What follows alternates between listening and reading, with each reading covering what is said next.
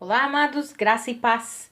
Aqui é Catiane Lins do Ministério Vida e é uma alegria estarmos mais uma manhã juntos compartilhando a palavra de Deus. Durante essa semana eu estou compartilhando devocionais com você debaixo do tema Final dos Tempos. E conforme eu falei ontem, não estou falando sobre dias específicos, quanto tempo demorará até a volta de Cristo, não é esse o intuito. O intuito é nós compreendermos que a Bíblia relata sobre o período do final dos tempos e ela nos dá características de como seria esse tempo. E nós temos visto claramente que as características que a Bíblia nos fala condizem com o que nós temos vivido, com o que nós temos visto ao nosso redor.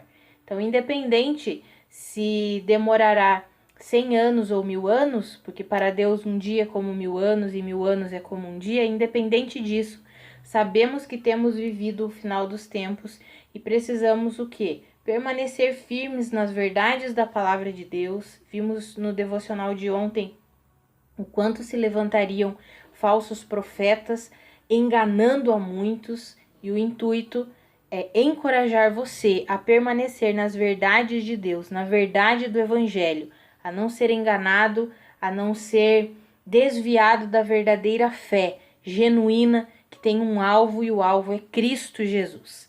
Hoje eu quero ler com você o texto de 2 Timóteo capítulo 3, versículos 1 ao 5. Está escrito assim: Saiba disto, nos últimos dias sobrevirão tempos terríveis.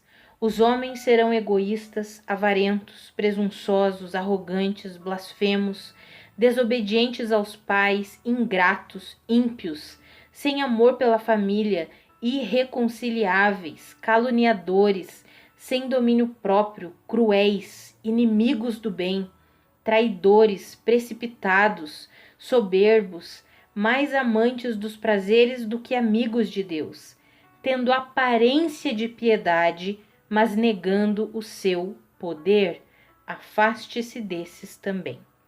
Eu acho muito interessante esse texto aqui, fala toda a descrição de como seria a característica dos homens nos últimos tempos, nos últimos dias. Tempos terríveis, homens egoístas, avarentos, arrogantes, presunçosos, blasfemos, ingratos.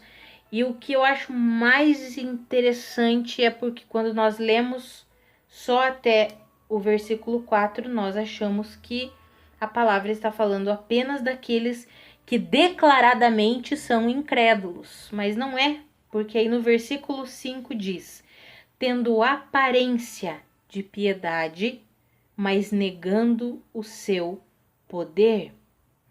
Amados, nós temos visto uma gama de homens e mulheres que são apenas professantes da fé cristã. Isso é muito triste. Isso é muito triste. E aí, quando nós olhamos, e Jesus mesmo disse que não era para tirar o joio do meio do trigo, né? Deixa crescer junto. E nos últimos tempos, cada vez mais temos visto pessoas que se dizem cristãs, que têm aparência de piedade, mas elas são pessoas com essas características que nós lemos aqui, e como está descrito no versículo 5, negam o poder de Deus. Têm aparência de piedade, mas negam o poder de Deus, o poder da obra redentora consumada na cruz do Calvário, realizada por Cristo Jesus. E no versículo 8, se nós formos ler, fala assim, que a mente deles é depravada, eles são reprovados na fé. Ou seja, homens que têm aparência de piedade, mas negam o poder de Deus, têm uma mente corrompida e eles são reprovados na fé, ou seja, eles não são firmados na fé em Cristo Jesus, na fé na suficiência da obra completa realizada por Cristo Jesus. Mas a palavra é clara. O apóstolo Paulo é bem enfático quando ele escreve, ele diz: afaste-se desses também.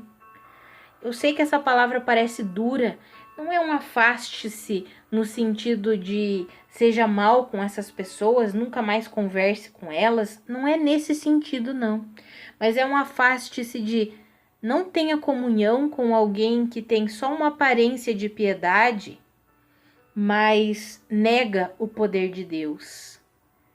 Não tenha comunhão no sentido de não tenha intimidade, porque é impossível, a própria palavra diz, é impossível duas pessoas caminharem juntas se elas não estiverem de acordo.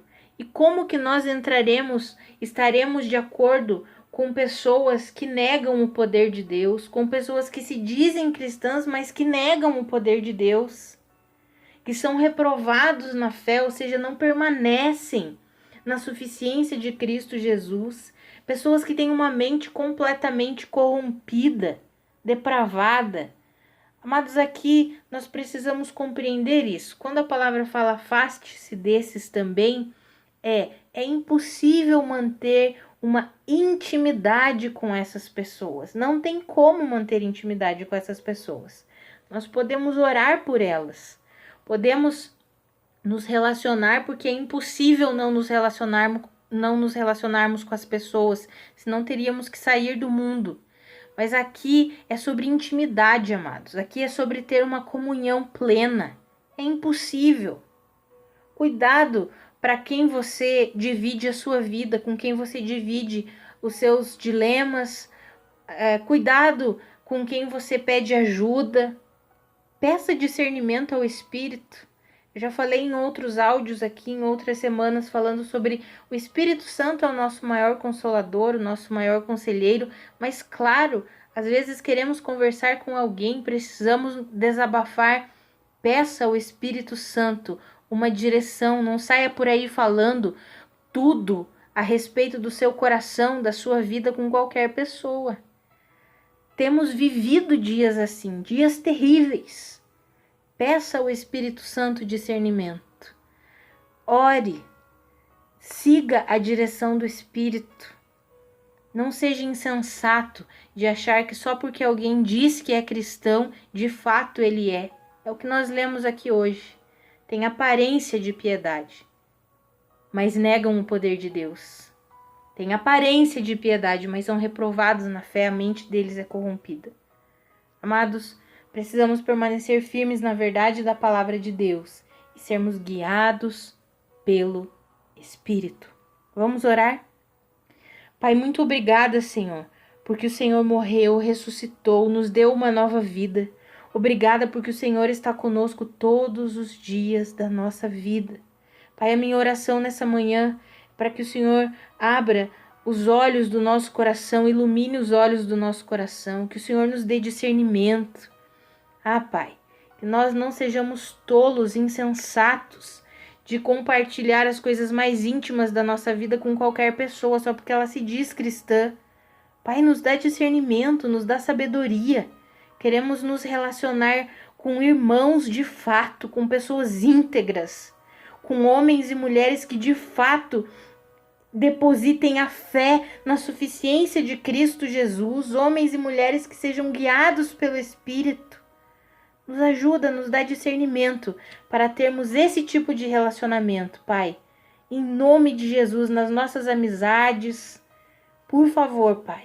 Em nome de Jesus. Amados, que a graça e a paz de Cristo sejam multiplicadas sobre a sua vida. Um grande abraço e até amanhã.